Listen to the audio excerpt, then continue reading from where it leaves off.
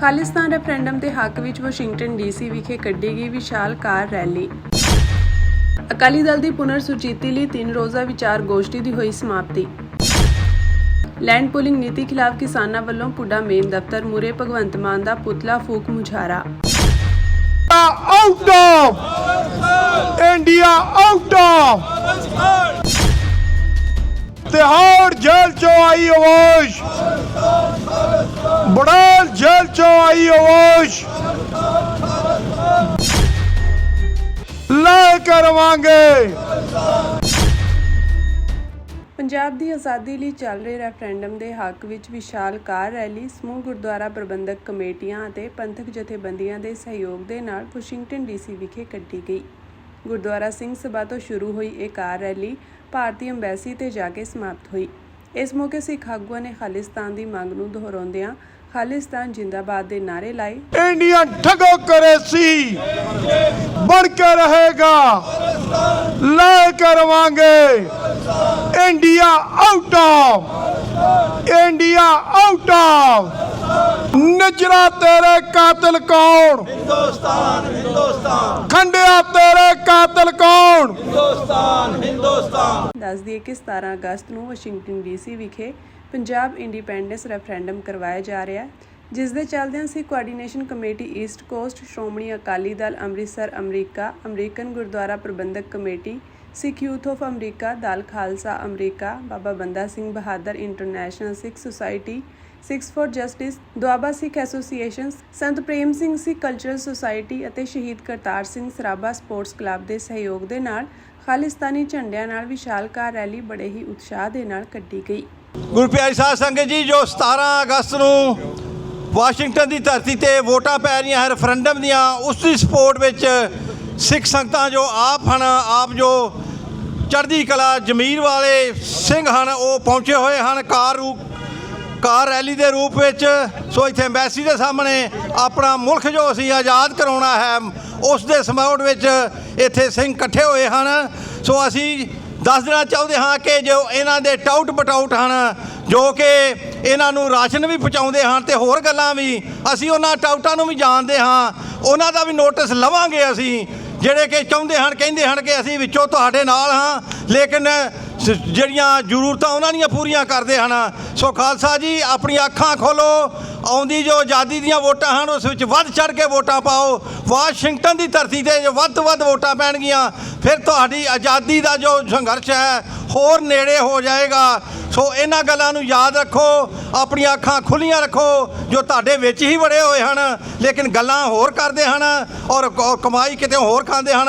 ਸੋ ਇਹ ਵੀ ਯਾਦ ਰੱਖਿਓ, ਖਾਲਿਸਤਾਨ ਜਿੰਦਾਬਾਦ, ਖਾਲਿਸਤਾਨ ਜਿੰਦਾਬਾਦ, ਖਾਲਿਸਤਾਨ ਜਿੰਦਾਬਾਦ, ਖਾਲਿਸਤਾਨ ਜਿੰਦਾਬਾਦ। ਲੈ ਕੇ ਰਹਾਂਗੇ, ਖਾਲਿਸਤਾਨ ਲੈ ਕੇ ਰਹਾਂਗੇ, ਖਾਲਿਸਤਾਨ ਬਣ ਕੇ ਰਹੇਗਾ। ਜੋ ਇਹ ਅੰਬੈਸੀ ਹੈ, ਇਸ ਦੇ ਵਿੱਚ ਇਹ ਕਤਲਗਾਹ ਹੈ, ਇਹ ਸਾਡੇ ਸਿੱਖਾਂ ਦੇ ਕਤਲ ਕਰਦੀ ਹੈ। ਇਸ ਵਿੱਚ ਸਾਜ਼ਿਸ਼ਾਂ ਘੜੀਆਂ ਜਾਂਦੀਆਂ ਹਨ। ਸਾਡੇ ਭਾਈ ਹਰਜੀਤ ਸਿੰਘ ਨਿੱਜਰ ਨੂੰ ਕੈਨੇਡਾ ਦੇ ਵਿੱਚ ਇਹਨਾਂ ਨੇ ਮਾਰਿਆ, ਭਾਈ ਖੰਡਾ ਜੀ ਨੂੰ ਇੰਗਲੈਂਡ ਦੇ ਵਿੱਚ ਮਾਰਿਆ, ਅਤੇ ਫਿਰ ਸਾਡੇ ਗੁਰਪਤਵੰਤ ਸਿੰਘ ਪੰਨੂ, ਉਹਨਾਂ ਨੂੰ ਮਰਡਰ ਪਲਾਟ ਜਿਹੜਾ ਕਿ ਇਹਨਾਂ ਦਾ ਫਲਾਟ ਹੋਇਆ ਹੈ, ਜਿਸ ਵਿੱਚ ਇਹਨਾਂ ਦੇ ਬੰਦੇ ਫੜੇ ਹੋਏ ਹਨ। ਸੋ ਇਹ ਜੋ ਅੰਦਰ ਬੈਠੇ ਹਨ, ਇਹ ਸਾਰੇ ਸਿੱਖਾਂ ਦੇ ਦੁਸ਼ਮਣ ਹਨ। ਸਿੱਖਾਂ ਦਾ ਕਤਲ ਕਰਨ, ਸਿੱਖਾਂ ਨੂੰ ਬਰਬਾਦ ਕਰਨ ਦੀਆਂ ਇੱਥੇ ਵਿਉਂਤਾਂ ਬਣਦੀਆਂ ਹਨ। ਇਹ ਕੋਈ ਅੰਬੈਸੀ ਨਹੀਂ ਹੈ, ਇਹ ਜੋ ਹੈ ਇਹ ਕਤਲਗਾਹ ਹੈ। ਜਦ ਸਮਾਂ ਆਏਗਾ ਜਦੋਂ ਅਸੀਂ ਆਪਣਾ ਦੇਸ਼ ਆਜ਼ਾਦ ਕਰਾਵਾਂਗੇ ਤੇ ਇਹਨਾਂ ਨੂੰ ਖਿੱਚ ਕੇ ਬਾਹਰ ਕਰਕੇ ਇਹਨਾਂ 'ਤੇ ਕੇਸ ਚਲਾਵਾਂਗੇ, ਇਹਨਾਂ ਨੂੰ ਸਜ਼ਾਵਾਂ ਦੇਵਾਂਗੇ। ਜਥੇਬੰਦੀਆਂ ਸੰਗਤਾਂ ਦੇ ਸਹਿਯੋਗ ਦੇ ਨਾਲ ਅੱਜ ਅਸੀਂ ਇੱਥੇ ਇੱਕ ਕਾਰ ਰੈਲੀ ਕੱਢੀ ਆ ਗੁਰਦੁਆਰਾ ਸਾਹਿਬ ਸਿੰਘ ਸਭਾ ਫੇਅਰਫੈਕਸ ਵਰਜੀਨੀਆ ਤੋਂ ਇੰਡੀਅਨ ਅੰਬੈਸੀ ਦੇ ਸਾਹਮਣੇ ਆਏ ਆ। ਸੋ ਰੈਲੀ ਕੱਢਣ ਦਾ ਕਾਰਨ, ਕਾਰ ਰੈਲੀ ਕੱਢੀ ਗਈ ਕਿ ਆਉਣ ਵਾਲੀ 17 ਅਗਸਤ ਨੂੰ ਜੋ SFJ ਸਿੱਖਸ ਫॉर ਜਸਟਿਸ ਵੱਲੋਂ ਰੈਫਰੈਂਡਮ ਦੇ ਵਾਸਤੇ ਜੋ ਹੋ ਰਿਹਾ ਵਾਸ਼ਿੰਗਟਨ DC ਦੀ ਧਰਤੀ 'ਤੇ, ਉਸ ਰੈਫਰੈਂਡਮ ਦੀ ਵਾਸਤੇ ਸਪੋਰਟ ਦੇ ਵਿੱਚ ਇਹ ਕਾਰ ਰੈਲੀ ਜਿਹੜੀ ਕੱਢੀ ਗਈ ਆ ਕਿ ਸੰਗਤਾਂ ਦੇ ਵਿੱਚ ਉਤਸ਼ਾਹ ਬਣੇ ਅਤੇ ਪੂਰੀਆਂ ਸਮੁੱਚੀਆਂ ਈਸਟ ਕੋਸਟ ਦੀਆਂ ਸੰਗਤਾਂ ਪਰਿਵਾਰਾਂ ਸਮੇਤ ਵੱਧ ਚੜ੍ਹ ਕੇ, ਇਹ ਸਾਡੀ ਬੇਨਤੀ ਅਪੀਲ ਆ ਕਿ ਜੇ ਅਸੀਂ ਆਪਣੇ ਪੰਜਾਬ ਸਿੱਖ ਹੋਮਲੈਂਡ ਨੂੰ ਆਜ਼ਾਦ ਕਰਾਉਣਾ ਭਾਰਤੀ ਕਬਜ਼ੇ ਦੇ ਵਿੱਚੋਂ, ਤਾਂ ਫਿਰ ਵੱਧ ਚੜ੍ਹ ਕੇ ਬਹੀਰਾਂ ਘੱਤੋ ਵਾਸ਼ਿੰਗਟਨ ਡੀਸੀ ਦੀ ਧਰਤੀ ਤੇ ਆਉਣ ਵਾਲੀ 17 ਅਗਸਤ ਨੂੰ ਪਹੁੰਚੋ ਤੇ ਆਪਣੇ ਪੰਜਾਬ ਵਾਸਤੇ, ਸਿੱਖ ਹੋਮਲੈਂਡ ਵਾਸਤੇ, ਆਪਣੀ ਜਿਹੜੀ ਖਾਲਿਸਤਾਨ ਵਾਸਤੇ ਵੋਟ ਪਾਓ ਜੀ। ਸੋ ਤਾਂ ਕਿ ਆਉਣ ਵਾਲੇ ਸਮੇਂ ਦੇ ਵਿੱਚ ਜਿਵੇਂ ਦੇ programme SFJ Sikh for Justice ਵੱਲੋਂ ਲਿਖੇ ਗਏ ਆ, ਉਹਨਾਂ ਦਾ ਜਿਹੜਾ ਮਹਿਮ ਆ ਉਹਨੂੰ ਹੋਰ ਉਤਸ਼ਾਹ, ਉਹਨੂੰ ਹੋਰ ਬੂਰ ਮਿਲ ਸਕੇ।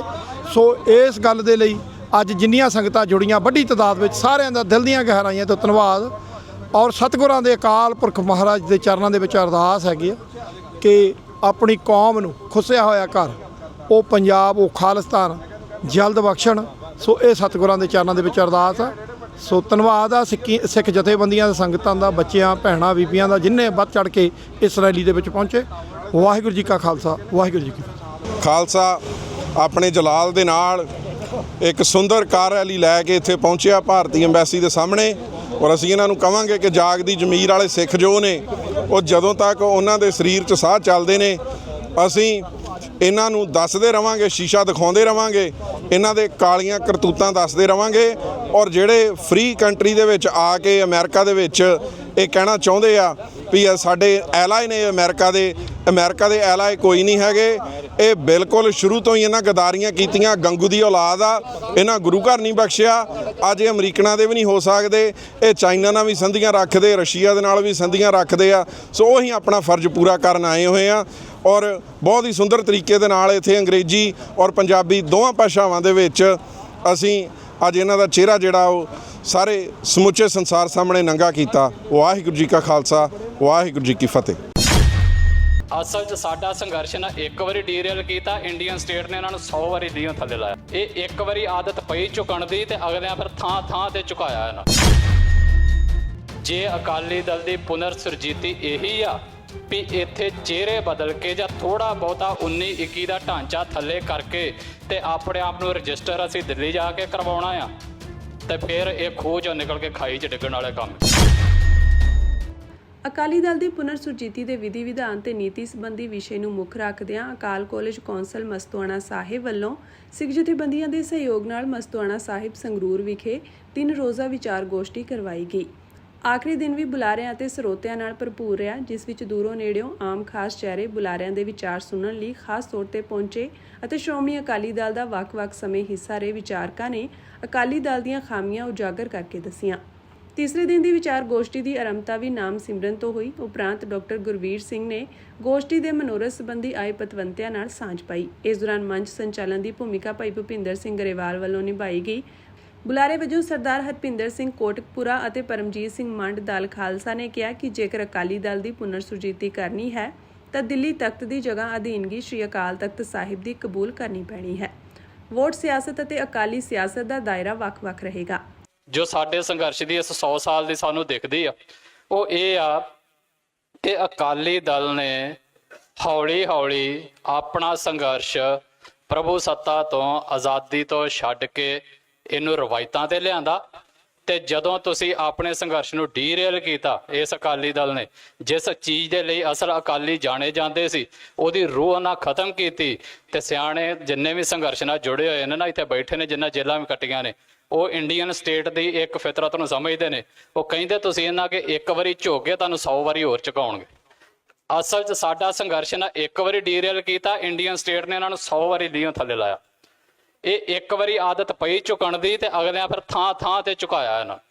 ਤੇ ਅੱਜ ਵੀ ਜੇ ਅਕਾਲੀ ਦਲ ਦੀ ਪੁਨਰ ਸੁਰਜੀਤੀ ਦੀ ਜਿਹੜੀ ਗੱਲ ਲਿਖੀ ਹੈ ਬ੍ਰੈਕਟ ਦੇ ਵਿੱਚ, ਤੇ ਉਹਨੂੰ ਮੈਂ ਕੌਮਿਆਂ 'ਚ ਪੜਾਂ, ਜੇ ਅਕਾਲੀ ਦਲ ਦੀ ਪੁਨਰ ਸੁਰਜੀਤੀ ਇਹੀ ਆ ਵੀ ਇੱਥੇ ਚਿਹਰੇ ਬਦਲ ਕੇ ਜਾਂ ਥੋੜਾ ਬਹੁਤਾ 19-21 ਦਾ ਢਾਂਚਾ ਥੱਲੇ ਕਰਕੇ ਤੇ ਆਪਣੇ ਆਪ ਨੂੰ ਰਜਿਸਟਰ ਅਸੀਂ ਦਿੱਲੀ ਜਾ ਕੇ ਕਰਵਾਉਣਾ ਆ, ਤੇ ਫਿਰ ਇਹ ਖੂਹ 'ਚੋਂ ਨਿਕਲ ਕੇ ਖਾਈ 'ਚ ਡਿੱਗਣ ਵਾਲੇ ਕੰਮ। ਇਹਨੂੰ ਨਾ ਵੀ ਕਰੋਗੇ ਤੇ ਕੋਈ ਨਹੀਂ ਹੋਣ ਲੱਗਾ, ਸਿਰਫ ਬੰਦੇ ਬਦਲਣਗੇ, ਹੋਰ ਕੁਝ ਨਹੀਂ ਹੋਣਾ। ਜਦੋਂ ਤੱਕ ਅਕਾਲ ਤਖਤ ਤੇ ਰਜਿਸਟਰ ਨਹੀਂ ਹੁੰਦਾ, ਕੌਮਿਆਂ 'ਚ ਫਿਰ ਜ਼ਰੂਰੀ ਨਹੀਂ ਵੀ ਉੱਥੇ ਰਜਿਸਟਰ ਲੈ ਕੇ ਰਜਿਸਟਰ ਹੋਣਾ। ਮਤਲਬ ਅਕਾਲ ਤਖਤ ਦੀ ਮਰਿਆਦਾ ਅਨੁਸਾਰ, ਅਕਾਲ ਤਖਤ ਦੇ ਸਿਧਾਂਤਾਂ ਤੇ ਪਹਿਰਾ ਦੇਣ ਵਾਲੇ ਅਕਾਲੀ ਨਹੀਂ ਬਣਦੇ। ਤੇ ਜੇ ਅਕਾਲੀ ਸਿਰਫ MP MLA ਤੇ ਸਰਕਾਰ ਬਣਾਉਣ ਵਾਲੇ ਤੱਕ ਬਣਦੇ ਨੇ ਤੇ ਉਸ ਅਕਾਲੀ ਦਲ ਦੇ ਵਿੱਚੋਂ ਵੀ ਕੁਝ ਨਹੀਂ ਨਿਕਲਣਾ। ਔਰ ਅਸੀਂ ਇਹ ਗੱਲਾਂ ਤਾਂ ਕਰਦੇ ਹਾਂ ਜਿਹੜੇ ਸਾਡੇ ਸੱਜਣ ਅਜੇ ਵੀ ਅਕਾਲੀ ਦਲ ਨੂੰ ਰਿਵਾਈਵ ਕਰਨ ਦੀਆਂ ਗੱਲਾਂ ਕਰਦੇ ਨੇ, ਇਸ MP ML ਵਾਲੇ ਅਕਾਲੀ ਦਲ ਨੂੰ, ਜੇ ਉਹ ਵੱਡੇ ਲਾਰਜ ਪ੍ਰਪੇਖ ਦੇ ਵਿੱਚ ਵੇਖਦੇ ਨੇ ਤੇ ਫਿਰ ਉਹਨਾਂ ਨੂੰ ਮੈਂ ਉਸ ਕੈਟੇਗਰੀ 'ਚ ਨਹੀਂ ਰੱਖਦਾ। ਪਰ ਜਿਹੜੇ ਅਕਾਲੀ ਦਲ ਜਿੰਨੇ ਵੀ ਬਣ ਰਹੇ ਨੇ ਜਾਂ ਜਿੰਨੇ ਵੀ ਬਣੇ ਨੇ, ਉਹ ਸਾਰੇ ਅੱਜ ਘੁੰਮ ਦਿੱਲੀ ਦੇ ਆਲੇ ਦੁਆਲੇ ਰਹੇ ਨੇ ਵੀ ਅਸੀਂ MP ML ਬਣ ਕੇ ਜਾਂ ਉੱਥੇ ਆਵਾਜ਼ ਕਿਵੇਂ ਸੁਣਨੀ। ਸਾਡਾ ਗਵਾਂਢੀ ਭਾਵੇਂ ਸਾਡੀ ਆਵਾਜ਼ ਸੁਣੇ ਨਾ ਸੁਣੇ, ਅਸੀਂ ਪੱਬਾ ਭਾਰ ਹੋਏ ਬੈਠੇ ਇੰਡੀਆ ਦੀ ਪਾਰਲੀਮੈਂਟ 'ਚ ਆ ਕੇ ਗੱਲ ਸੁਣਾਉਣੀ। ਪਹਿਲਾਂ ਆਪਣੀ ਕੌਮ ਨੂੰ ਤੇ ਗੱਲ ਸੁਣਾ ਲਈਏ। ਇੰਡੀਆ ਦੀ ਪਾਰਲੀਮੈਂਟ ਦਾ ਹੁਣ ਦਾ ਸੈਸ਼ਨ ਚੱਲਿਆ, ਗਿਣਤੀ ਦੇ ਸਿੱਖ ਗਿਣੇ ਜਾ ਸਕਦੇ ਨੇ ਜਿਨ੍ਹਾਂ ਨੇ ਉਹ ਪਾਰਲੀਮੈਂਟ ਸੁਣਿਆ ਹੋਏਗਾ। ਬਹੁਤੇ ਸਿੱਖਾਂ ਤੇ ਪਤਾ ਵੀ ਨਹੀਂ ਵੀ ਪਾਰਲੀਮੈਂਟ ਦੇ ਵਿੱਚ ਕੀ ਚੱਲਣ ਡਿਆ ਕੀ ਨਹੀਂ ਚੱਲਣ ਡਿਆ, ਤੇ ਉੱਥੇ ਜਾ ਕੇ ਬੋਲਣ ਨੂੰ ਅਸੀਂ ਕਿੱਡੀ ਕੁ ਤੋਪ ਚਲਾਉਣੀ ਸਮਝ ਲਈ ਨੇ। ਸਾਡੇ ਲੋਕਾਂ ਤੱਕ ਸਾਡੀ ਗੱਲ ਜਾਣੀ ਚਾਹੀਦੀ ਹੈ, ਨਾ ਕਿ ਸਾਡੇ ਤੋਂ 7 ਬਗਾਨਿਆਂ ਤੱਕ। ਪਹਿਲਾਂ ਸਾਡੇ ਲੋਕਾਂ ਤੱਕ ਜਾਏਗੀ, ਸਾਡੇ ਲੋਕ ਸਾਡੀ ਆਵਾਜ਼ ਬਣਨਗੇ ਤੇ 7 ਬਗਾਨੇ ਘਰ ਚੱਲ ਕੇ ਆਉਣਗੇ। ਯਾਦਵਿੰਦਰ ਸਿੰਘ ਯਾਦੂ ਨੇ ਕਿਹਾ ਕਿ ਅਕਾਲੀ ਦਲ ਦੇ ਨਿਘਾਰ ਦਾ ਕਾਰਨ ਸਿਧਾਂਤਾਂ ਤੋਂ ਸਖਣਾ ਹੋਣਾ ਹੈ। ਇਹ ਵੀ ਵਿਚਾਰ ਦਿੱਤਾ ਗਿਆ ਕਿ ਪੰਥਕ ਪ੍ਰਬੰਧ ਅਨੁਸਾਰ ਚੁਣਿਆ ਅਕਾਲੀ ਦਲ ਵੀ ਵਿਧਾਨ ਸਭਾ ਚੋਣਾਂ ਲੜਨ ਵਾਲੀ ਪਾਰਟੀ ਬਣ ਕੇ ਪੰਥਕ ਖਾਸੇ ਤੇ ਕਾਇਮ ਨਹੀਂ ਰਹਿ ਸਕਦਾ। ਹਰਦੀਪ ਸਿੰਘ ਡਿਬਡਿਬਾ ਅਤੇ ਭਾਈ ਜਸਪਾਲ ਸਿੰਘ ਮੰਜਪੁਰ ਜੀ ਨੇ ਸੁਝਾਅ ਦਿੱਤਾ ਕਿ ਪੰਥਕ ਪ੍ਰਚਲਿਤ ਸ਼ਬਦ ਅਕਾਲੀ ਨੂੰ ਨਾ ਵਰਤਿਆ ਜਾਵੇ, ਭਾਵੇਂ ਪਾਰਟੀ ਕੋਈ ਵੀ ਬਣੇ। ਭਾਈ ਮਨਧੀਰ ਸਿੰਘ ਪੰਥ ਸੇਵਕ ਜਥਾ ਦੁਆਬਾ ਨੇ ਦੱਸਿਆ ਕਿ ਵੋਟ ਪ੍ਰਣਾਲੀ ਰਾਹੀਂ ਪੰਥ ਦੀ ਤਰਜਮਾਨੀ ਨਹੀਂ ਹੋ ਸਕਦੀ, ਨਿਆਰੀ ਹੋਂਦ ਲਈ ਵੱਖਰੀ ਜਥੇਬੰਦੀ ਚਾਹੀਦੀ ਹੈ। ਸੀਨੀਅਰ ਪੱਤਰਕਾਰ ਹਮੀਰ ਸਿੰਘ ਨੇ ਕਿਹਾ ਕਿ ਵੋਟ ਸਿਆਸਤ ਹੀ ਸਾਰੀ ਸਿਆਸਤ ਨਹੀਂ ਹੁੰਦੀ, ਕੁਝ ਵੀ ਨਵਾਂ ਬਣਾਉਣ ਤੋਂ ਪਹਿਲਾਂ ਸਾਨੂੰ ਸਿਆਸਤ ਨੂੰ ਚੰਗੀ ਤਰ੍ਹਾਂ ਸਮਝਣ ਦੀ ਲੋੜ ਹੈ। ਪਰ ਉਹਨਾਂ ਤੋਂ ਬੜੇ ਜ਼ਿਆਦਾ ਸੂਝਵਾਨ ਵੀ ਬਹੁਤ, ਬੜੇ ਇੰਟੈਲੈਕਚੁਅਲੀ ਬਹੁਤ ਨੇ ਜਿਹੜੇ ਇਸ ਸਮੇਂ ਜੇਲ੍ਹਾਂ ਦੇ ਵਿੱਚ ਨੇ। ਤਾਂ ਹੀ ਤਾਂ ਉਹਨਾਂ ਸਾਰਿਆਂ ਨੇ ਦੇਖੋ, ਕੋਈ ਸਾਨੂੰ ਕਿਸੇ ਦੀ ਸਪੋਰਟ ਨਹੀਂ, ਕੁਝ ਨਹੀਂ ਸੀ ਇਹੋ ਜਿਹਾ, ਤਾਂ ਉਹਨਾਂ ਸਾਰਿਆਂ ਨੇ 6 ਮਹੀਨਿਆਂ ਦੇ ਵਿੱਚ ਚਾਹੇ ਸੋਸ਼ਲ ਮੀਡੀਆ ਦੇ ਥਰੂ ਚਾਹੇ ਜਿਵੇਂ ਮਰਜ਼ੀ ਐਡੀ ਵੱਡੀ ਲਹਿਰ ਤਾਂ ਚਲਾਈ। ਉਹ ਲਹਿਰ ਚੱਲੀ ਕਿਉਂ? ਕਿ ਦਿਮਾਗ ਨਾਲ ਹੀ ਚੱਲ ਸਕਦੀ। ਆਪਾਂ ਕਹੀਏ ਕੋਈ ਲੇਲੜੀਆਂ ਜੀਆਂ ਗੱਲਾਂ ਕਰਕੇ ਜਾਂ ਕੋਈ ਐਂ ਤਾਂ ਕੋਈ ਕਿਸੇ ਦੇ ਮਗਰ ਲੱਗਦਾ ਨਹੀਂ। ਜੇ ਕਿਸੇ ਬੰਦੇ 'ਚ ਕੋਈ ਆਗੂ ਵਾਲਾ ਗੁਣ ਹੋਊਗਾ, ਕੋਈ ਗੱਲ ਚੱਜ ਦੀ ਕਰੂਗਾ, ਤਾਂ ਹੀ ਉਹ ਗੱਲ ਚੱਲਦੀ ਹੈ, ਤਾਂ ਹੀ ਉਸ ਚੀਜ਼ ਦੇ ਵਿਊ ਆਉਂਦੇ ਨੇ। ਤਾਂ ਇੱਥੇ ਮੇਰੀ ਇੱਕ ਬੇਨਤੀ ਹੈ ਵੀ ਜੋ ਆਪਾਂ ਇਕੱਠੇ ਹੋਣਾ ਹੈ, ਤਾਂ ਤੁਸੀਂ ਸਾਡੇ ਪਾਰਟੀ ਦੇ ਜਿਹੜੇ ਆਗੂ ਨੇ ਜਿਹੜੇ ਜੇਲ੍ਹਾਂ ਦੇ ਵਿੱਚ, ਅਕਾਲੀਆਂ ਨੂੰ ਆਪਾਂ ਰਿਲੇਟ ਕਰਦੇ ਹਾਂ, ਸੰਘਰਸ਼ ਦੇ ਨਾਲ ਰਿਲੇਟ ਕਰਦੇ ਹਾਂ, ਤਾਂ ਸਾਡੀ ਪਾਰਟੀ ਦੇ 21ਵੀਂ ਸਦੀ ਦੇ ਵਿੱਚ ਜਦੋਂ ਦੇਖੋ ਕਿਸੇ ਕੋਲ 5 ਮਿੰਟਾਂ ਦੀ ਕੋਈ ਵੇਲ ਨਹੀਂ, ਤਾਂ ਉਦੋਂ ਵੀ ਦੇਖੋ 2.5 ਸਾਲ ਹੋ ਗਏ NSA ਲਵਾਏ ਨੇ, ਤੇ ਸਾਰਾ ਯੂਥ, ਸਾਰੇ ਨੌਜਵਾਨ ਨੇ। ਤੁਹਾਨੂੰ ਕੋਈ 40 ਸਾਲਾਂ ਤੋਂ ਵੱਧ ਬੰਦਾ ਕੋਈ ਟਾਵਾਂ ਮਿਲੂਗਾ। ਤੇ ਆਪਣੇ ਇਤਿਹਾਸ ਵਿੱਚ ਵੀ ਇਹ, ਜਦੋਂ ਨਵਾਬ ਕਪੂਰ ਸਿੰਘ ਹੋਰਾਂ ਨੇ ਉੱਥੇ ਅਕਾਲ ਤਖਤ ਸਾਹਿਬ ਤੇ ਇਕੱਠ ਕੀਤਾ ਸੀ, ਉਦੋਂ 2 ਦਲ ਸੀ, ਇੱਕ ਤਰਨਾ ਦਲ ਸੀ 40 ਸਾਲਾਂ ਤੋਂ ਘੱਟ ਵਾਲੇ, ਇੱਕ ਬੁੱਢਾ ਦਲ ਸੀ 40 ਸਾਲਾਂ ਤੋਂ ਉੱਪਰ ਵਾਲੇ। 80% ਜਿਹੜਾ ਉਦੋਂ ਗਿਣਤੀ ਸੀ ਉਹ ਤਰਨਾ ਦਲ ਦੀ ਸੀ, 20% ਗਿਣਤੀ ਉੱਥੇ ਬੁੱਢਾ ਦਲ ਦੀ ਸੀ। ਤਾਂ ਬੜੀ ਜ਼ਿਆਦਾ ਲੋੜ ਹੈ। ਹੁਣ ਮੈਂ ਵੀ ਹਲਕਿਆਂ 'ਚ ਵਿਚਰਦਾ ਜਾਣਾ ਹੈ, ਆਖਿਰ ਅੱਗੇ ਲੱਗ ਕੇ ਚੱਲਣਾ ਤਾਂ ਯੂਥ ਨੇ, ਐਡਵਾਈਸ ਕਰਨਾ, ਸਲਾਹ ਦੇਣੀ ਉਹ ਬਜ਼ੁਰਗਾਂ ਦਾ ਕੰਮ ਹੁੰਦਾ ਹੈ। ਪਰ ਆਪਾਂ ਹੁਣ ਸੋਚੀਏ ਵੀ 80 ਸਾਲਾਂ ਦੇ ਵਿੱਚ ਵੀ ਜਿਹੜੀ ਸੱਤਾ ਦੀ ਲਾਲਸਾ ਨਾ ਜਾਵੇ, ਤਾਂ ਉੱਥੇ ਕੌਮ ਦਾ ਕੀ ਸਵਰਨਾ ਹੈ, ਉੱਥੇ ਕੀ ਚੇਂਜ ਆਉਣੀ ਹੈ। ਤੇ ਬਾਕੀ ਮੈਂ ਚਲੋ 2 ਮਿੰਟਾਂ ਦੇ ਵਿੱਚ ਇੱਕ ਹੋਰ ਜਿਹੜੀਆਂ ਮੈਨੂੰ ਲੱਗਦੀਆਂ ਨੇ ਵੀ ਆਪਣੀ ਕੀ ਚੇਂਜ ਹੋਣੀ ਚਾਹੀਦੀ ਹੈ। ਪਹਿਲੀ ਗੱਲ ਤਾਂ ਦੇਖੋ, ਜਿਹੜਾ ਵੋਟਾਂ ਦਾ ਪ੍ਰਬੰਧ ਹੈ ਦੁਨੀਆ ਭਰ ਦੇ ਵਿੱਚ ਚੱਲਦਾ ਹੈ। ਜੇ ਅਮਰੀਕਾ 'ਚ ਵੋਟਾਂ ਪੈਂਦੀਆਂ ਨੇ, ਬਾਕੀ ਯੂਰਪ 'ਚ ਪੈਂਦੀਆਂ ਨੇ, ਤੇ ਆਪਾਂ ਕਿਵੇਂ ਇਸ ਨੂੰ ਚੇਂਜ ਕਰ ਸਕਦੇ ਹਾਂ? ਆਪਣੇ ਬੜੇ ਜ਼ਿਆਦਾ ਇੱਥੇ ਜਿਹੜੇ ਲੀਡਰ ਨੇ, ਜਿਨ੍ਹਾਂ ਦਾ ਜਿਹੜਾ ਤੁਸੀਂ ਲਾ ਲਓ ਮੇਲ ਜੋਲ ਹੁੰਦਾ ਹੈ ਜਾਂ ਉਹਨਾਂ ਦੀ ਇੰਟਰੈਕਸ਼ਨ ਹੁੰਦੀ ਹੈ, ਡੀਪ ਸਟੇਟ ਨਾਲ ਹੁੰਦੀ ਹੈ, ਜਿਹੜੀ ਇੰਟੈਲੀਜੈਂਸ ਆ ਉਹਨਾਂ ਨਾਲ ਹੁੰਦੀ ਹੈ, ਜਿਹੜੀ ਬਿਊਰੋਕ੍ਰੇਸੀ ਨਾਲ ਹੁੰਦੀ ਹੈ। ਤਾਂ ਆਪਾਂ ਜਦੋਂ ਇੰਡੀਆ ਦਾ ਜਿਹੜਾ ਬਿਊਰੋਕ੍ਰੇਸੀ ਢਾਂਚਾ ਹੈ, ਉਹ ਜਦੋਂ ਕੋਈ ਆਏ ਤਾਂ ਉਹ ਬੜਾ ਜ਼ਿਆਦਾ, ਉਹ ਕਿਉਂ ਸਥਾਈ ਹੈ? ਉਹ ਇਸ ਕਰਕੇ ਸਥਾਈ ਹੈ, ਉੱਥੇ ਮੈਰਿਟ ਨੂੰ ਤਵੱਜੋ ਦਿੱਤੀ ਜਾਂਦੀ ਹੈ। ਉੱਥੇ ਇਹ ਜ਼ਰੂਰ ਹੈ ਵੀ ਚਲੋ ਵੀ ਜਿਹੜੇ ਅਫਸਰ ਨੇ ਉਹ ਪੜ੍ਹੇ ਲਿਖੇ ਬੰਦੇ ਮੈਰਿਟ ਨਾਲ ਲਾਏ ਜਾਂਦੇ ਨੇ। ਜੇ ਆਪਣੇ ਬੰਦਿਆਂ 'ਚ ਹੀ ਗੁਣ ਨਹੀਂ ਹੋਊਗਾ, ਆਪਾਂ ਕੂਟਨੀਤੀ ਨਹੀਂ ਜਾਣਦੇ, ਤਾਂ ਆਪਾਂ ਕਿਵੇਂ ਉਹਨਾਂ ਨਾਲ ਕੋਈ ਤਕਰਾਰ, ਕੋਈ ਟੇਬਲ ਟਾਕ ਕਰ ਲਵਾਂਗੇ? ਤਾਂ ਸਭ ਤੋਂ ਵੱਡੀ ਲੋੜ ਹੈ ਜੇ ਚੇਂਜ ਲਿਆਉਣ ਦੀ, ਹਿਊਮਨ ਰਿਸੋਰਸ, ਜਿਹੜਾ ਆਪਣਾ ਕੁਆਲਿਟੀ ਆਫ ਆਪਾਂ ਜਿਹੜਾ ਪ੍ਰੋਡਕਟ ਅੱਗੇ ਪੈਦਾ ਕਰ ਰਹੇ ਹਾਂ। ਜੇ ਆਪਾਂ ਪੁਰਾਣੇ ਅਕਾਲੀ ਲੀਡਰਾਂ ਬਾਰੇ ਪੜ੍ਹੀਏ, ਸਾਰੇ ਖਾਲਸਾ ਵਿਦਿਆਲਿਆਂ 'ਚੋਂ ਪੜ੍ਹੇ ਸੀ, ਵਿਦਿਆਲੇ ਉਪਦੇਸ਼ਕ, ਖਾਲਸਾ ਉਪਦੇਸ਼ਕ ਵਿਦਿਆਲਿਆ ਆਂਦੇ ਸੀ, ਖਾਲਸਾ ਕਾਲਜਾਂ 'ਚੋਂ ਪੜ੍ਹੇ ਸੀ। ਪਰ ਅੱਜ ਜਿਹੜੇ ਸਾਡੇ ਇੰਸਟੀਟਿਊਸ਼ਨਸ ਨੇ, ਸਾਡੇ ਕਾਲਜ ਨੇ, ਆਪਾਂ ਵੱਡੇ ਸ਼ਹਿਰਾਂ 'ਚ ਗੱਲ ਕਰੀਏ ਤਾਂ ਜਿਹੜੇ ਈਸਾਈ ਕ੍ਰਿਸਚੀਅਨ ਮਿਸ਼ਨਰੀਜ਼ ਦੇ ਸਕੂਲ ਨੇ, ਉਹ ਚੋਟੀ ਦੇ ਮੰਨੇ ਜਾਂਦੇ ਨੇ। ਤੁਸੀਂ ਚੰਡੀਗੜ੍ਹ ਲਾ ਲਓ, ਲੁਧਿਆਣਾ ਲਾ ਲਓ, ਸਾਡਾ ਬਠਿੰਡਾ ਸ਼ਹਿਰ ਲਾ ਲਓ, ਅੰਮ੍ਰਿਤਸਰ ਦੇ ਵਿੱਚ ਲਾ ਲਓ। ਹਾਲਾਂਕਿ ਸਾਡੀਆਂ ਕਾਲ ਅਕੈਡਮੀਆਂ ਹੈਗੀਆਂ ਨੇ, ਪਰ ਉੱਥੇ ਕਿੰਨਾ ਕੁ ਆਪਾਂ ਇੱਕ ਬਹੁਤ ਜ਼ਿਆਦਾ ਸੂਝਵਾਨ ਪੜ੍ਹੇ ਲਿਖੇ ਤੇ ਇੰਟੈਲੈਕਚੁਅਲ ਵਰਗ ਆਪਾਂ ਪੈਦਾ ਕਰ ਰਹੇ ਹਾਂ। ਤਾਂ ਜਿਹੜੀ ਅਕਾਲੀ ਦਲ 'ਚ ਗਿਰਾਵਟ ਆਈ ਹੈ, ਇਹ ਮੈਂ ਇਹ ਘੱਟ ਸਮਝਦਾ ਹਾਂ। ਮੈਂ ਇਹ ਸਮਝਦਾ ਹਾਂ ਵੀ ਇਸ ਜਿਹੜੀ ਗਿਰਾਵਟ ਆਈ ਆ ਉਸਦੇ ਜਿਹੜੇ ਘੱਟ ਕਾਰਨ ਇਹ ਨੇ ਵੀ ਕੋਈ ਢਾਂਚੇ 'ਚ ਡਿਫੈਕਟ ਹੈ। ਉਹਦਾ ਬਹੁਤਾ ਕਾਰਨ ਇਹ ਹੈ ਵੀ ਉੱਥੇ ਜਿਹੜਾ ਡਿਫੈਕਟ ਹੈ ਉਹ ਲੀਡਰਸ਼ਿਪ 'ਚ ਡਿਫੈਕਟ ਹੈ। ਉਹ ਆਪਾਂ ਅੱਗੇ ਚਾਪਲੂਸੀਆਂ 'ਚ ਪੈ ਗਏ, ਆਪਾਂ ਡਾਇਨੈਸਟਿਕ ਪੋਲਿਟਿਕਸ ਦੇ ਵਿੱਚ ਆ ਗਏ ਵੀ ਜ਼ਿਆਦਾ ਚਾਪਲੂਸੀਆਂ ਲੈ ਲਈਏ, ਜ਼ਿਲ੍ਹਾ ਪਰਿਸ਼ਦ ਦੀਆਂ ਪ੍ਰਧਾਨਗੀਆਂ ਲੈ ਲਈਏ, ਆਹ ਲੈ ਲਈਏ। ਵੈਸੇ ਬੰਦੇ 'ਚ ਕੋਈ ਗੁਣ ਕੋਈ ਹੁੰਦਾ ਨਹੀਂ ਤੇ ਮੱਥੇ ਆਪਾਂ ਉਹੀ ਉਹਨੂੰ ਫਜ਼ੂਲ ਦੇ ਵਿੱਚ ਦੂਰੋਂ ਟੇਕਦੇ ਰਹਿੰਦੇ ਆ। ਤਾਂ ਉੱਥੇ ਲੀਡਰਸ਼ਿਪ ਦੀ ਅਣਹੋਂਦ ਕਰਕੇ, ਲਾਲਸਾ ਕਰਕੇ, ਉਹ ਲੀਡਰਸ਼ਿਪ ਘੱਟ ਸੀ। ਉਹ ਜਿਹੜਾ ਬਾਦਲਾਂ ਦਾ ਪ੍ਰਧਾਨ ਹੈ ਉਹ ਲੀਡਰ ਘੱਟ ਹੈ, ਸਿੱਖ ਇਤਿਹਾਸ ਬਾਰੇ ਉਹਨੂੰ ਘੱਟ ਪਤਾ ਹੈ ਤੇ ਬਿਜ਼ਨਸ ਬਾਰੇ ਜ਼ਿਆਦਾ ਪਤਾ ਹੈ। ਡਿਗਰੀਆਂ ਉਹਦੀਆਂ ਬਿਜ਼ਨਸ ਦੇ। ਕਿਸਾਨਾਂ ਦੀਆਂ ਜ਼ਮੀਨਾਂ ਜਬਰੀ ਨਹੀਂ ਖੋਹ ਦਿਆਂਗੇ, ਨਹੀਂ ਖੋਹ ਦਿਆਂਗੇ, ਨਹੀਂ ਖੋਹ ਦਿਆਂਗੇ। ਪੰਜਾਬ ਦੀਆਂ ਜ਼ਮੀਨਾਂ ਜਬਰੀ ਨਹੀਂ ਖੋਹ ਦਿਆਂਗੇ, ਨਹੀਂ ਖੋਹ ਦਿਆਂਗੇ, ਨਹੀਂ। ਔਰ ਅਸੀਂ ਮੰਗ ਕਰਦੇ ਹਾਂ ਵੀ ਤੁਰੰਤ ਜਿਹੜੀ ਆ ਇਹ ਲੈਂਡ ਪੂਲਿੰਗ ਪਾਲਿਸੀ ਵਾਪਸ ਲਈ ਜਾਵੇ। ਕੋਈ ਵੀ ਕਿਸਾਨ ਜਿਹੜਾ ਵਾ ਭਗਵੰਤ ਮਾਨ ਸਰਕਾਰ ਨੂੰ ਜ਼ਮੀਨ ਦੇਣ ਲਈ ਰਾਜੀ ਨਹੀਂ ਹੈਗਾ। ਕਿਸਾਨ ਮਜ਼ਦੂਰ ਸੰਘਰਸ਼ ਕਮੇਟੀ ਦੇ ਸੂਬਾ ਆਗੂ ਸਰਵਣ ਸਿੰਘ ਪੰਧੇਰ ਦੀ ਅਗਵਾਈ ਵਿੱਚ ਅੱਜ ਕਿਸਾਨਾਂ ਵੱਲੋਂ ਲੈਂਡ ਪੂਲਿੰਗ ਪਾਲਿਸੀ ਦਾ ਵਿਰੋਧ ਕਰਦਿਆਂ ਪੁੱਡਾ ਮੇਨ ਦਫ਼ਤਰ ਵਿੱਚ ਪੰਜਾਬ ਦੇ ਮੁੱਖ ਮੰਤਰੀ ਭਗਵੰਤ ਮਾਨ ਦਾ ਪੁਤਲਾ ਸਾੜਿਆ ਗਿਆ। ਇਸ ਤੋਂ ਬਾਅਦ ਕਿਸਾਨਾਂ ਨੇ ਆਪਣੇ ਇਤਰਾਜ਼ ਲਿਖਤੀ ਰੂਪ ਵਿੱਚ ਵੀ ਜਮ੍ਹਾਂ ਕਰਵਾਏ।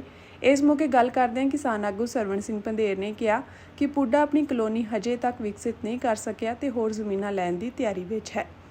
ਉਹਨਾਂ ਕਿਹਾ ਕਿ ਕਿਸਾਨ ਸਰਕਾਰ ਦੀ ਇਸ ਲੈਂਡ ਪੂਲਿੰਗ ਨੀਤੀ ਤੋਂ ਖੁਸ਼ ਨਹੀਂ ਹਨ, ਇਸ ਲਈ ਸਰਕਾਰ ਨੂੰ ਇਸ ਨੀਤੀ ਨੂੰ ਵਾਪਸ ਲੈ ਲੈਣਾ ਚਾਹੀਦਾ ਹੈ। ਅੱਜ ਪੁੱਡਾ ਤੇ ਹੈੱਡ ਆਫਿਸ ਵੇਖਿਆ ਤੁਸੀਂ, ਅਸੀਂ ਭਗਵੰਤ ਮਾਨ ਸਰਕਾਰ ਦੀ ਅਰਥੀ ਵੀ ਸਾੜੀ ਆ। ਵੱਡੇ ਪੱਧਰ ਤੇ ਕਿਸਾਨ ਇੱਥੇ ਜਿਹੜੇ ਲੈਂਡ ਪੂਲਿੰਗ ਪਾਲਿਸੀ ਤੇ ਅਖੀਰਲੇ ਦਿਨ ਇਤਰਾਜ਼ ਜਮ੍ਹਾਂ ਕਰਾਉਣ ਆਏ, ਇਤਰਾਜ਼ ਵੀ ਜਮ੍ਹਾਂ ਕਰਾਂਗੇ। ਔਰ ਅਸੀਂ ਮੰਗ ਕਰਦੇ ਹਾਂ ਵੀ ਤੁਰੰਤ ਜਿਹੜੀ ਆ ਇਹ ਲੈਂਡ ਪੂਲਿੰਗ ਪਾਲਿਸੀ ਵਾਪਸ ਲਈ ਜਾਵੇ। ਕੋਈ ਵੀ ਕਿਸਾਨ ਜਿਹੜਾ ਵਾ ਭਗਵੰਤ ਮਾਨ ਸਰਕਾਰ ਨੂੰ ਜ਼ਮੀਨ ਦੇਣ ਲਈ ਰਾਜੀ ਨਹੀਂ ਹੈਗਾ। ਉਹਨਾਂ ਕਿਹਾ ਕਿ ਇਹ ਨੀਤੀ ਸਿੱਧੇ ਤੌਰ ਤੇ ਕਿਸਾਨਾਂ ਦੀਆਂ ਜ਼ਮੀਨਾਂ ਖੋਣ, ਮਜ਼ਦੂਰਾਂ ਦਾ ਰੁਜ਼ਗਾਰ ਖੋਣ ਅਤੇ ਉਹਨਾਂ ਨੂੰ ਆਪਣੀ ਹੀ ਜ਼ਮੀਨ ਤੋਂ ਬੇਦਖਲ ਕਰਨ ਵਾਲੀ ਨੀਤੀ ਹੈ, ਜਿਸ ਦਾ ਸਾਰੀਆਂ ਕਿਸਾਨ ਤੇ ਮਜ਼ਦੂਰ ਜਥੇਬੰਦੀਆਂ ਤਾਂ ਵਿਰੋਧ ਕਰ ਹੀ ਰਹੀਆਂ ਹਨ, ਪਰ ਨਾਲ ਹੀ ਆਮ ਆਦਮੀ ਪਾਰਟੀ ਦੇ ਸਰਪੰਚ ਅਤੇ ਐਮਐਲਏ ਵੀ ਇਸ ਦਾ ਵਿਰੋਧ ਕਰਦਿਆਂ ਅਸਤੀਫੇ ਦੇ ਰਹੇ ਹਨ। ਜਿਹੜੇ ਅੰਮ੍ਰਿਤਸਰ ਦੇ ਬਹੁਤ ਸਾਰੇ ਜਿਹੜੇ ਪਿੰਡਾਂ ਦੇ ਕਿਸਾਨ ਆ ਜਿਨ੍ਹਾਂ ਦੀ ਜ਼ਮੀਨ ਲੈਂਡ ਪੂਲਿੰਗ ਪਾਲਿਸੀ ਦੇ ਵਿੱਚ ਆਈ ਹੋਈ ਆ, ਉਹ ਆਏ ਆ। ਬਹੁਤ ਸਾਰੇ ਕਿਸਾਨਾਂ ਨੇ, ਜਿੱਦਾਂ ਅਦਲੀਆਲ ਹੋ ਗਿਆ, ਲਦੇ ਪਿੰਡ ਹੋ ਗਿਆ, ਰਾਜਾ ਸਾਂਸੀ ਪਿੰਡ ਹੋ ਗਿਆ, ਬਹੁਤ ਸਾਰੇ ਪਿੰਡ ਪਹਿਲੋਂ ਵੀ ਫਾਰਮ ਜਮ੍ਹਾਂ ਕਰਵਾ ਗਏ, ਇਹਨਾਂ ਨੂੰ ਆਪਣੇ ਇਤਰਾਜ਼ ਦੇ ਕੇ ਗਏ ਆ। ਬਹੁਤ ਸਾਰੇ ਕਿਸਾਨ ਅੱਜ ਆ ਰਹੇ ਨੇ, 50-60 ਕਿਸਾਨ ਅੱਜ ਫਾਰਮ ਫੜੇ ਹੋਏ ਆ, ਆਪਣੇ ਇਤਰਾਜ਼ ਜਮ੍ਹਾਂ। ਮੁੱਖ ਮੰਤਰੀ ਸਾਹਿਬ ਕਹਿੰਦੇ ਆ ਕਿ ਅਸੀਂ ਕਿਸਾਨਾਂ ਦੀ ਮਰਜ਼ੀ ਤੋਂ ਬਗੈਰ ਜ਼ਮੀਨ ਨਹੀਂ ਖੋਵਾਂਗੇ।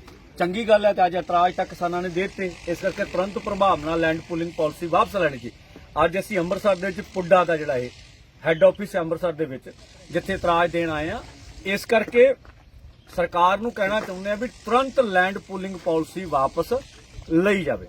ਇੱਕ ਤੁਹਾਨੂੰ ਦੱਸ ਦਈਏ ਵੀ ਇਹ 100 ਕਿੱਲਾ ਜ਼ਮੀਨ ਆ ਜਿਹੜੀ ਇੱਥੇ ਪੁਰਾਣੀ ਗਮਟਾਲਾ ਜੇਲ੍ਹ ਹੁੰਦੀ ਸੀ, ਸਾਰੇ ਜਾਣਦੇ ਆ।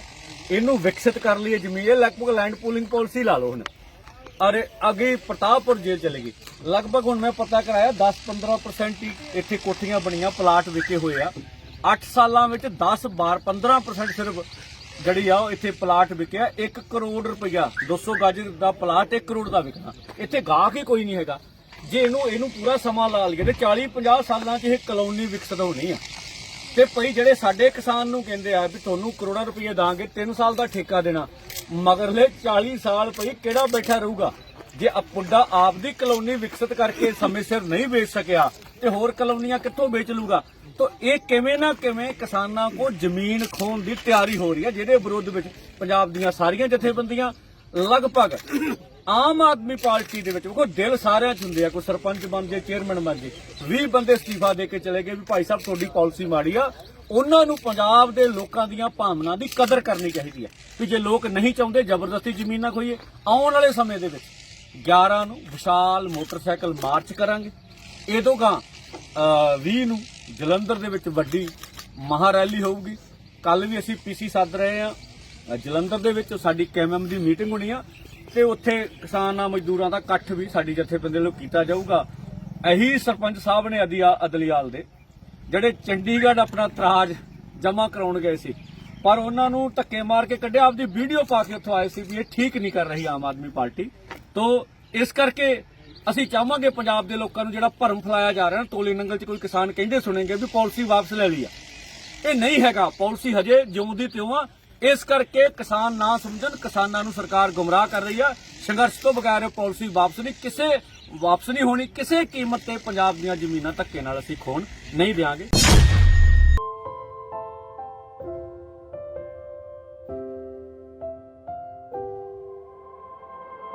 1993 ਦੇ ਤਰਨਤਾਰਨ ਫਰਜ਼ੀ ਮੁਠਭੇੜ ਮਾਮਲੇ ਵਿੱਚ ਅੱਜ ਫੈਸਲਾ ਸੁਣਾਇਆ ਗਿਆ ਹੈ। 32 ਸਾਲ ਬਾਅਦ ਪਰਿਵਾਰ ਨੂੰ ਇਨਸਾਫ ਮਿਲਿਆ ਹੈ। ਅਦਾਲਤ ਨੇ 5 ਪੁਲਿਸ ਅਧਿਕਾਰੀਆਂ ਨੂੰ ਦੋਸ਼ੀ ਠਹਿਰਾਇਆ ਹੈ ਅਤੇ ਉਮਰ ਕੈਦ ਦੀ ਸਜ਼ਾ ਸੁਣਾਈ ਹੈ।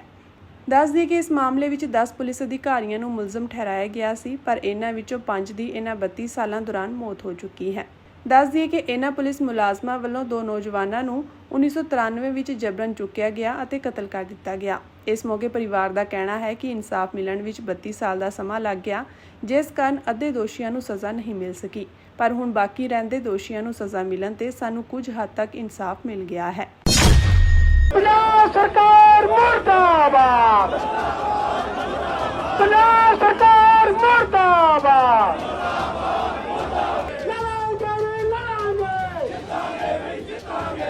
ਅੱਜ ਜ਼ਿਲ੍ਹਾ ਸੰਗਰੂਰ ਵਿੱਚ ਕੰਪਿਊਟਰ ਅਧਿਆਪਕਾਂ ਵੱਲੋਂ ਆਪਣੀ ਮੰਗਾਂ ਨੂੰ ਲੈ ਕੇ ਪੰਜਾਬ ਦੇ ਮੁੱਖ ਮੰਤਰੀ ਭਗਵੰਤ ਮਾਨ ਦੇ ਘਰ ਦੇ ਬਾਹਰ ਫਿਰ ਤੋਂ ਧਰਨਾ ਲਗਾਇਆ ਗਿਆ, ਜਿੱਥੇ ਕੰਪਿਊਟਰ ਅਧਿਆਪਕਾਂ ਅਤੇ ਪੁਲਿਸ ਦੀ ਆਪਸੀ ਧੱਕਾ-ਮੁੱਕੀ ਵੀ ਹੋਈ। ਉੱਥੇ ਮੀਡੀਆ ਨਾਲ ਗੱਲਬਾਤ ਕਰਦੇ ਹੋਏ ਕੰਪਿਊਟਰ ਅਧਿਆਪਕਾਂ ਨੇ ਕਿਹਾ ਕਿ ਪਿਛਲੇ ਲੰਮੇ ਸਮੇਂ ਤੋਂ ਉਹਨਾਂ ਦੀ ਮੁੱਖ ਮੰਗ ਹੈ ਕਿ ਉਹਨਾਂ ਨੂੰ ਸਿੱਖਿਆ ਵਿਭਾਗ ਦੇ ਅਧੀਨ ਕੀਤਾ ਜਾਵੇ ਅਤੇ 6ਵਾਂ ਕਮਿਸ਼ਨ ਵੀ ਲਾਗੂ ਕੀਤਾ ਜਾਵੇ, ਪਰ ਹੁਣ ਤੱਕ ਉਹਨਾਂ ਦੀ ਕਿਸੇ ਵੀ ਮੰਗ ਨੂੰ ਸਰਕਾਰ ਵੱਲੋਂ ਪੂਰਾ ਨਹੀਂ ਕੀਤਾ ਗਿਆ ਹੈ।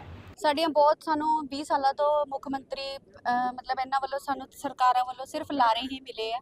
ਸਿਰਫ ਸਾਡੀ ਮੁੱਖ ਮੰਗ ਇਹ ਹੈ ਕਿ ਸਾਨੂੰ ਸਿੱਖਿਆ ਵਿਭਾਗ ਦੇ ਵਿੱਚ ਬਿਨਾਂ ਸ਼ਰਤ ਤੋਂ ਮਰਜ ਕੀਤਾ ਜਾਵੇ। ਸਾਡੇ ਅਪਾਇੰਟਮੈਂਟ ਲੈਟਰ ਦੇ ਉੱਪਰ ਗਵਰਨਰ ਦੇ ਸਾਈਨ ਨੇ, ਪ੍ਰੋਪਰ ਸਾਨੂੰ ਅਪਾਇੰਟਮੈਂਟ ਲੈਟਰ ਮਿਲਿਆ ਹੋਇਆ ਵੀ ਹਾਂ ਤੁਹਾਡੇ ਤੇ ਸਾਰੇ CSR ਰੂਲ ਲਾਗੂ ਹੁੰਦੇ ਨੇ ਤੇ ਤੁਸੀਂ ਰੈਗੂਲਰ ਪੰਜਾਬ ਦੇ ਮੁਲਾਜ਼ਮ ਹੋ, ਪਰ ਸਾਡੇ ਤੇ ਹਲੇ ਤੱਕ ਕੋਈ ਵੀ ਚਿੱਠੀ ਉਹ ਜਿਹੜਾ ਗਵਰਨਰ ਵੱਲੋਂ ਸਾਈਨ ਕੀਤਾ ਗਿਆ ਪੱਤਰ ਹੈ ਉਹ ਵੀ ਲਾਗੂ ਨਹੀਂ ਹੋਇਆ। ਇਸ ਦੇ ਨਾਲ ਹੀ ਉਹਨਾਂ ਨੇ ਇਹ ਵੀ ਕਿਹਾ ਕਿ ਉਹਨਾਂ ਦਾ ਪਿਛਲਾ ਧਰਨਾ ਜੋ ਲੰਮੇ ਸਮੇਂ ਚੱਲਿਆ ਸੀ, ਉਸ ਨੂੰ 9 ਮਾਰਚ ਨੂੰ ਉਹਨਾਂ ਨੇ ਆਸ਼ਵਾਸਨ ਨਾਲ ਚੁੱਕਿਆ ਸੀ ਕਿ ਸਰਕਾਰ ਦੇ ਨੁਮਾਇੰਦੇ ਅਮਨ ਅਰੋੜਾ ਨੇ ਕਿਹਾ ਸੀ ਕਿ ਉਹਨਾਂ ਦੀ ਮੰਗਾਂ ਨੂੰ ਮੰਨ ਲਿਆ ਜਾਵੇਗਾ ਅਤੇ ਜਲਦ ਤੋਂ ਜਲਦ ਉਹਨਾਂ ਨੂੰ ਸਿੱਖਿਆ ਵਿਭਾਗ ਦੇ ਅਧੀਨ ਕਰ ਦਿੱਤਾ ਜਾਵੇਗਾ, ਪਰ 9 ਮਾਰਚ ਤੋਂ ਲੈ ਕੇ ਹੁਣ ਤੱਕ ਉਹਨਾਂ ਨੂੰ ਹਰ ਮੀਟਿੰਗ ਦੇ ਵਿੱਚ ਸਿਰਫ ਲਾਰੇ ਹੀ ਮਿਲ ਰਹੇ ਹਨ, ਜਿਸ ਦੇ ਚੱਲਦੇ ਉਹਨਾਂ ਨੇ ਫੈਸਲਾ ਕੀਤਾ ਕਿ ਸਮੂਹ ਕੰਪਿਊਟਰ ਅਧਿਆਪਕ ਪੰਜਾਬ ਦੇ ਮੁੱਖ ਮੰਤਰੀ ਭਗਵੰਤ ਮਾਨ ਦੇ ਘਰ ਦੇ ਬਾਹਰ ਧਰਨਾ ਲਗਾਉਣਗੇ ਅਤੇ ਉਹਨਾਂ ਨੂੰ ਯਾਦ ਕਰਵਾਉਣਗੇ ਕਿ ਉਹਨਾਂ ਦੀਆਂ ਮੰਗਾਂ ਨੂੰ ਪੂਰਾ ਕੀਤਾ ਜਾਵੇ।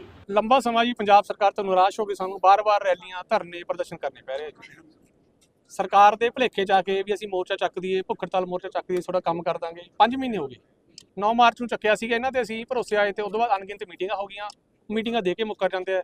ਹਜੇ ਤੱਕ ਵਿੱਤ ਮੰਤਰੀ ਹਰਪਾਲ ਚੀਮਾ ਵੱਲੋਂ, ਮੁੱਖ ਮੰਤਰੀ ਭਗਵੰਤ ਮਾਨ ਵੱਲੋਂ ਕੰਪਿਊਟਰ ਦਫ਼ਤਰ ਕੋਈ ਵੀ ਮੰਗ ਨਹੀਂ ਪੂਰੀ ਕੀਤੀ। ਅਸੀਂ ਇਹਨਾਂ ਤੇ ਵਿਸ਼ਵਾਸ ਕੀਤਾ, ਇਹਨਾਂ ਨੇ ਸਾਡੇ ਨਾਲ ਧੋਖਾ ਕੀਤਾ। ਆਸ਼ਵਾਸਨ ਜੀ ਇਹਨਾਂ ਦੀ ਆਮ ਆਦਮੀ ਪਾਰਟੀ ਦੇ ਆਗੂ ਇੱਕ ਅਮਨ ਅਰੋੜਾ, ਇਹਨਾਂ ਦਾ ਵਿੱਤ ਮੰਤਰੀ ਜੀ ਹਰਪਾਲ ਚੀਮਾ, ਮੁੱਖ ਮੰਤਰੀ ਭਗਵੰਤ ਮਾਨ, ਸਾਰਿਆਂ ਨੇ ਕਿਹਾ ਤੁਸੀਂ ਧਰਨੇ ਕਰਦੇ ਤਾਂ ਨਹੀਂ ਤੁਹਾਡਾ ਕੰਮ ਕਰਦੇ। ਅਸੀਂ ਧਰਨਾ ਚੱਕਤਾ, ਹੁਣ ਤਾਂ 5 ਮਹੀਨੇ ਹੋ ਗਏ ਧਰਨਾ ਵੀ ਨਹੀਂ ਲਾਇਆ ਸੀਗਾ। ਫਿਰ ਸਾਡੇ ਅਸੀਂ ਉੱਥੇ ਹੀ ਖੜੇ ਆ, ਕੰਮ ਨਹੀਂ ਸਾਡਾ। ਇਸ ਦੇ ਨਾਲ ਹੀ ਉਹਨਾਂ ਨੇ ਕਿਹਾ ਕਿ ਪੁਲਿਸ ਉਹਨਾਂ ਨਾਲ ਜੋ ਅੱਜ ਧੱਕਾ ਕਰ ਰਹੀ ਹੈ, ਇਹ ਪੁਲਿਸ ਸਿਰਫ ਪੰਜਾਬ ਦੇ ਮੁੱਖ ਮੰਤਰੀ ਜਾਂ ਬਾਕੀ ਮੰਤਰੀਆਂ ਦੀ ਰਾਖੀ ਲਈ ਹੈ, ਪਰ ਲੋਕਾਂ ਦੇ ਟੈਕਸ ਦੇ ਪੈਸੇ ਤੋਂ ਤਨਖਾਹ ਆਮ ਜਨਤਾ ਤੋਂ ਲੈ ਰਹੇ ਹਨ। ਪੁਲਿਸ ਦੇ ਰਵੱਈਏ ਤੋਂ ਨਾਖੁਸ਼ ਹਨ ਅਤੇ ਉਹਨਾਂ ਨੇ ਇਹ ਵੀ ਅਪੀਲ ਕੀਤੀ ਕਿ ਜਲਦ ਤੋਂ ਜਲਦ ਉਹਨਾਂ ਦੀਆਂ ਮੰਗਾਂ ਨੂੰ ਪੂਰਾ ਕੀਤਾ ਜਾਵੇ। ਉਹਨਾਂ ਇਹ ਵੀ ਕਿਹਾ ਕਿ ਜੇਕਰ ਪੰਜਾਬ ਸਰਕਾਰ ਇਸੇ ਤਰ੍ਹਾਂ ਉਹਨਾਂ ਨੂੰ ਲਾਰੇ ਲਾਉਂਦੀ ਰਹੀ ਤਾਂ ਉਹ ਆਪਣੇ ਧਰਨੇ ਨੂੰ ਪਹਿਲਾਂ ਵਾਂਗ ਹੀ ਪੱਕੇ ਮੋਰਚੇ ਦੇ ਰੂਪ ਵਿੱਚ ਲਾ ਦੇਣਗੇ ਅਤੇ ਆਉਣ ਵਾਲੇ ਸਮੇਂ ਵਿੱਚ ਉਹ ਆਪਣੇ ਸੰਘਰਸ਼ ਨੂੰ ਹੋਰ ਵੀ ਤੇਜ਼ ਕਰ ਸਕਦੇ ਹਨ। ਇਹ ਪੁਲਿਸ ਜੀ ਪੰਜਾਬ ਸਰਕਾਰ ਦੀ ਨਹੀਂ ਗੀ, ਇਹ ਤਾਂ ਸਿਰਫ ਮੁੱਖ ਮੰਤਰੀ ਦੀ ਨਿੱਜੀ ਸਿਕਿਉਰਿਟੀ ਕਰਦੀ ਹੈ। ਤਨਖਾਹਾਂ ਇਹਨਾਂ ਦੇ ਅਧਿਆਪਕਾਂ ਤੋਂ ਪੈਸੇ ਤੋਂ ਆਉਂਦੀਆਂ, ਜਿਹੜਾ ਆਪਾਂ ਟੈਕਸ ਭਰਦੇ ਆ ਪੰਜਾਬ ਦੇ ਲੋਕ, ਇਹਨਾਂ ਦੀ ਤਨਖਾਹਾਂ ਚੈੱਕ ਕਰ ਲਿਓ, ਸਾਰੀ ਪੰਜਾਬ ਸਰਕਾਰ ਦਿੰਦੀ ਹੈ। ਪਰ ਰਕਸ਼ਾ ਕਿਹਦੀ ਕਰਦੇ ਆ? ਸਿਰਫ ਮੁੱਖ ਮੰਤਰੀ ਦੀ, ਮੰਤਰੀਆਂ ਦੀ, MLA ਦੀ।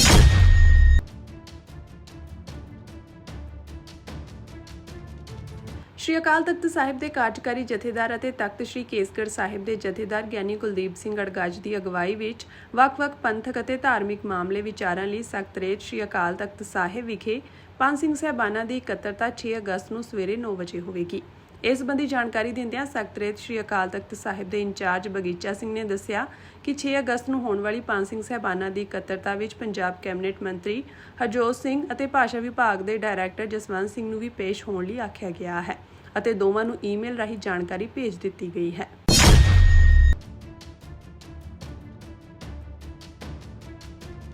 ਦਿੱਲੀ ਸਿੱਖ ਗੁਰਦੁਆਰਾ ਮੈਨੇਜਮੈਂਟ ਕਮੇਟੀ ਦੇ ਪ੍ਰਧਾਨ ਹਰਮੀਤ ਸਿੰਘ ਕਾਲਕਾ ਵੱਲੋਂ ਸ਼੍ਰੋਮਣੀ ਗੁਰਦੁਆਰਾ ਪ੍ਰਬੰਧਕ ਕਮੇਟੀ ਦੇ ਪ੍ਰਧਾਨ ਐਡਵੋਕੇਟ ਹਰਜਿੰਦਰ ਸਿੰਘ ਧਾਮੀ ਨੂੰ ਇੱਕ ਪੱਤਰ ਲਿਖਿਆ ਗਿਆ ਹੈ। ਇਸ ਪੱਤਰ ਰਾਹੀਂ ਉਹਨਾਂ ਸ਼੍ਰੋਮਣੀ ਕਮੇਟੀ ਪ੍ਰਧਾਨ ਐਡਵੋਕੇਟ ਹਰਜਿੰਦਰ ਸਿੰਘ ਧਾਮੀ ਨੂੰ ਬੇਨਤੀ ਕੀਤੀ ਹੈ ਕਿ ਸ੍ਰੀ ਗੁਰੂ ਤੇਗ ਬਹਾਦਰ ਜੀ ਦਾ 350 ਸਾਲਾ ਸ਼ਹੀਦੀ ਦਿਹਾੜਾ ਦਿੱਲੀ ਵਿਖੇ ਮਨਾਇਆ ਜਾਵੇ।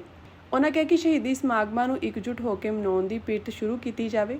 ਸ਼੍ਰੋਮਣੀ ਕਮੇਟੀ ਦੇ ਪ੍ਰਧਾਨ ਹਰਜਿੰਦਰ ਸਿੰਘ ਧਾਮੀ ਨੂੰ ਇੱਕ ਚਿੱਠੀ ਰਾਹੀਂ ਸਨੀਮਰ ਬੇਨਤੀ ਕੀਤੀ ਕਿ ਸ੍ਰੀ ਗੁਰੂ ਤੇਗ ਬਹਾਦਰ ਸਾਹਿਬ ਜੀ ਦੇ 350 ਸਾਲਾ ਸ਼ਹੀਦੀ ਦਿਹਾੜੇ ਨੂੰ ਦਿੱਲੀ ਵਿਖੇ ਦਿੱਲੀ ਸਿੱਖ ਗੁਰਦੁਆਰਾ ਪ੍ਰਬੰਧਕ ਕਮੇਟੀ ਨਾਲ ਵੱਡੇ ਭਰਾ ਦੀ ਤਰ੍ਹਾਂ ਮਿਲ ਕੇ ਇਕਜੁੱਟ ਹੋ ਕੇ ਮਨਾਉਣ ਦਾ ਉਪਰਾਲਾ ਕਰਨ। ਉਹਨਾਂ ਇਹ ਵੀ ਲਿਖਿਆ ਕਿ ਦਿੱਲੀ ਸਿੱਖ ਗੁਰਦੁਆਰਾ ਪ੍ਰਬੰਧਕ ਕਮੇਟੀ ਵੱਲੋਂ ਛੋਟੇ ਭਰਾ ਦਾ ਫਰਜ਼ ਨਿਭਾਉਂਦੇ ਹੋਏ ਆਪ ਦਾ ਪੂਰਾ ਸਨਮਾਨ ਅਤੇ ਸਹਿਯੋਗ ਕੀਤਾ ਜਾਵੇਗਾ। ਹਰਮੀਤ ਸਿੰਘ ਕਾਲਕਾ ਨੇ ਅੱਗੇ ਲਿਖਿਆ ਕਿ ਇਹ ਸਾਰੇ ਪ੍ਰੋਗਰਾਮ ਸ਼੍ਰੋਮਣੀ ਕਮੇਟੀ ਦੀ ਅਗਵਾਈ ਵਿੱਚ ਕੀਤੇ ਜਾਣਗੇ ਅਤੇ ਦਿੱਲੀ ਸਿੱਖ ਗੁਰਦੁਆਰਾ ਪ੍ਰਬੰਧਕ ਕਮੇਟੀ ਵੱਲੋਂ ਛੋਟੇ ਭਰਾ ਦਾ ਫਰਜ਼ ਨਿਭਾਉਂਦੇ ਹੋਏ ਆਪ ਜੀ ਦਾ ਪੂਰਾ ਸਨਮਾਨ ਅਤੇ ਸਹਿਯੋਗ ਕੀਤਾ ਜਾਵੇਗਾ।